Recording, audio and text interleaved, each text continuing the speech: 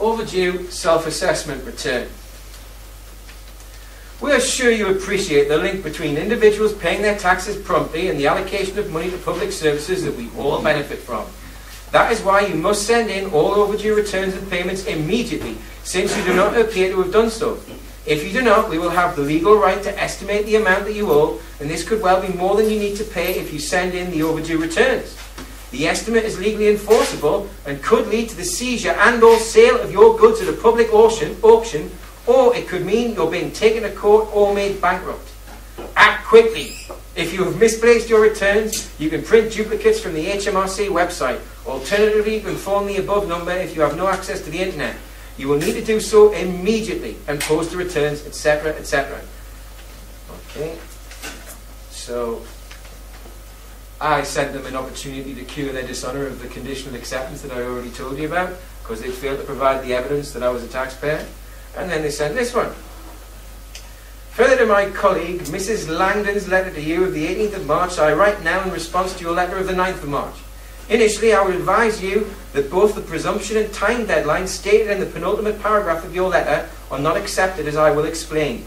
I am sure that you are as keen as I am to bring this matter to a swift conclusion. With this in mind, I will answer the points in your letter which are relevant to the matter in hand. This is the head of the Debt Management Office, by the way. You have been sent self-assessment tax returns for the years shown at the head of this letter because you are registered with HM Revenue and Customs, not anymore, as a self-employed person.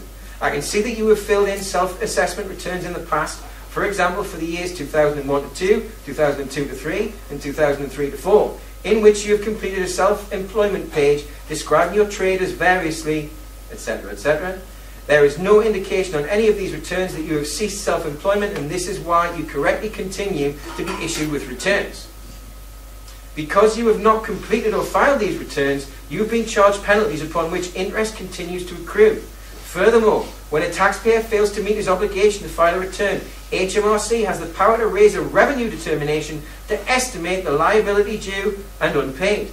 This determination is recoverable in law and can only be superseded by filing the return. There is no right of appeal against a revenue determination. And there's the list of things. The legislative basis upon which these actions are based can be found at the following points in the Tax Management Act 1970, Section 28C, Section 93.2, Section 93.4. There is no requirement in legislation for HMRC to provide the material evidence requested in your letter, and this vitiates the presumption in the penultimate paragraph of your letter. If this is still unclear, you may wish to seek advice from a qualified legal professional. You should now complete these returns, yada yada yada. Okay, so I just sent them a reminder, and I then received something a little bit unexpected. After the reminder that they just sidestepped all of the issues, and that they couldn't prove that I was a taxpayer, and that they couldn't prove that I'd had a benefit from anything I'd paid, and that they couldn't prove that anything I'd paid hadn't been spent on the illegal wars, I got sent from a different office the tax return for that year. So I sent it back. Refused for cause. That means at a 45-degree angle, in red, I printed on, because I got a template made on my computer, block capitals, red ink, refused for cause, without dishonour, without recourse, without prejudice, on the front, and I sent it straight back to them. I didn't hear anything back for a month. And then I got this. This is from a different office again. We have looked at your last tax return and do not propose to send you any more returns in the future. However, if there have been any changes in your financial circumstances since the information given in that return, they mean my declaration, or they change in the future, you must let us know straight away. That's pretty much it. The rest is just blabber. Nothing. Meaningless. In other words, they accepted that I was no longer liable for tax. I just proved that tax is voluntary. You have to volunteer to be a taxpayer. They presume that you are until you rebut it, or it's well and truly rebutted. Because that didn't come on its own. That came with another letter from a different office. Because you see, In the declaration, I denied, when I cancelled the tax registration account, in the letter, I denied HMRC the right to create any more negotiable instruments in my name. You know the tax return? Who in this room has received a tax return? Right. Did it have on the bottom something that looks like a cheque with 2 payees? Yeah. That is a cheque with 2 payees. That is a negotiable instrument that has the same value as a cheque once duly executed and filled in with a value. We think that that is just a payment slip. If we fill it in and send it back with the payment, they think we want to pay twice, and they accept them both. If we try and use that as the payment, they tell us that we haven't sent the payment. That's called fraud. But most of the people within the system don't know it's fraud. They don't believe you when you tell them that's a negotiable instrument. But I will tell you that I have first-hand knowledge, with all of the documentary evidence proving that it actually happened, that hundreds of people, through a guy called Doug, who was a friend of mine, have been paying with those remittance slips Canadian revenue bills for the best part of the last 2 years, and I've seen the proof. So they're accepted in Canada, which has a law system based upon this law system, but nevertheless, I'm not aware of anyone who's achieved that here, and yet I know many who've tried. I did get this when I cancelled the account. Thank you for your recent claim to repayment. I didn't make any claim to repayment. I cancelled the account. A payable order in the form of a money order for $178.64 is attached. This includes repayment supplement arising and already present at $78.64. If you have any queries, please contact this office according to the above reference. That was a rebate of the credit that stood in the account at the time I cancelled the account, which had to be returned to me. I didn't know it was there, but that's what they said. So, have I had anything from HMRC since then? No. Not in relation to self-assessment? Nothing. Absolutely nothing. Have I had anything from any tax department? Only one. 2 mistakes from the contributions agency, who clearly hadn't been informed about that situation. I haven't received anything now in about 9 months from them.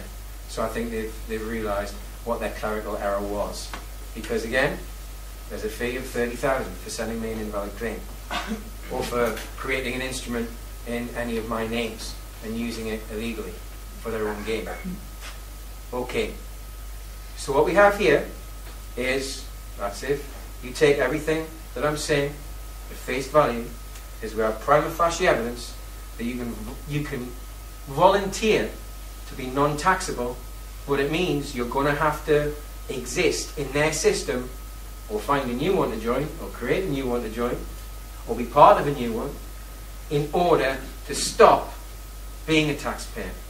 Because I understand it's very difficult for everybody just to say, all right, I'm going to give up all forms of income and just survive on donations. You might not even know what you want to do yet. Therefore, that's why we set up the UCT in the way that we have. Anybody who wants to be a beneficiary of the UCT just has to consent. Anybody who wants to become a beneficiary in an official sense needs to create a private family trust. If they don't have other family members, it can just be a private trust. This trust would also be known as a living trust. If it's a family trust, the parents grant all of the property and anything else they want to include for the benefit of their children, even if they're not born yet. If you don't have any children, you have no intention of any children, you can grant it to other parties. Because any trust just has to have the right parties within it to stand as a trust. They are. The grantor of a trust has to be the one granting the property. The trustees, who can also be the grantor or grantors, can't be the sole beneficiaries. There have to be other beneficiaries, otherwise the trust will collapse. So what I'm saying is, you as parents, even if you don't have a partner or another parent to have children with yet, you can still create this kind of trust for the future, and you can amend it as you see fit. We've got a template to create these private family trusts on freetheplanet.net in the Universal Community Trust section. As I say, you can find pretty much everything there. Now, what happens if you do decide that it's possible for you to extinguish your responsibilities in the other system? let's just say it was feasible for you to do that, and you created the family trust, that means none of your property is taxable anymore. That means you will not pay any inheritance tax.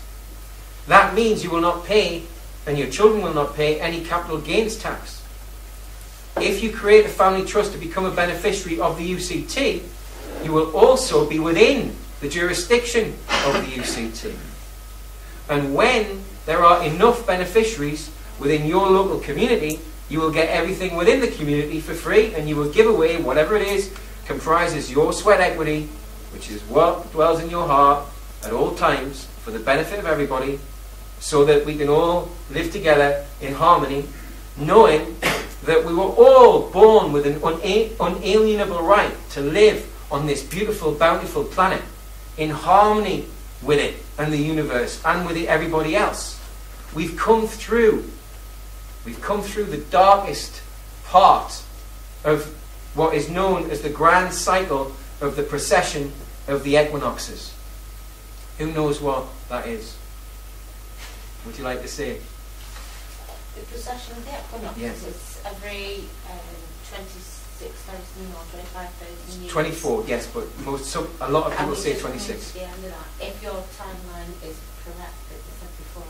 Well, it's let's just say that if the darkest part of the Dark Ages would be the time when the light in the form of knowledge and wisdom and divinity and unconditional love and eternal knowledge like violence only ever begets more violence, and that to love unconditionally everybody and everything is the only way mankind was intended to live. And when mankind does live that way, all of these problems that we think are inevitably caused by the so-called negative traits of mankind that we're supposed to accept about ourselves, that we're told and programmed we can do nothing about, all of it we can do something about, because we are creating it all. We are creating everything around us at all times. And until we realize the power of our thoughts and the power of our energy, we cannot stop the chaos around us. But once we start living with only love in our hearts, even for those who appear as our enemies, suddenly we have no enemies anymore. We only have brothers and sisters.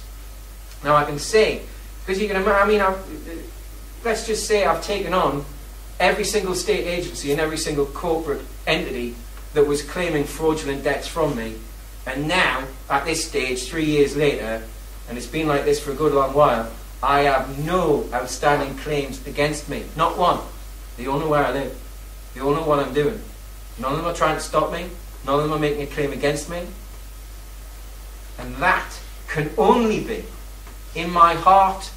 I know it to be true because I am doing this. It's what I'm supposed, not just being here tonight, being in a lot of other places, expressing what I'm expressing to you.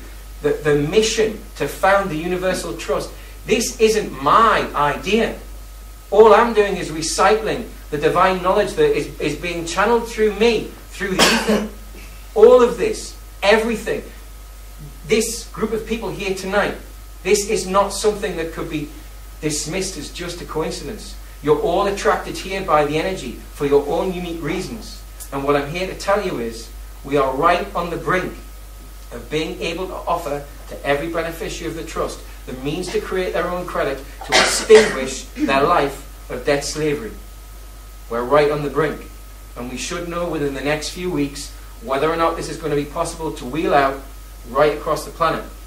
At the same time, the sovereign nation where this bank resides has indicated through an intermediary that they're interested in signing a treaty that we've been developing called the Declaration of Unalienable Rights. And this declaration takes in what we've discovered as the ancient rights, freedoms and customs of the ancient Britons. Now, when I tell you that there are certain aspects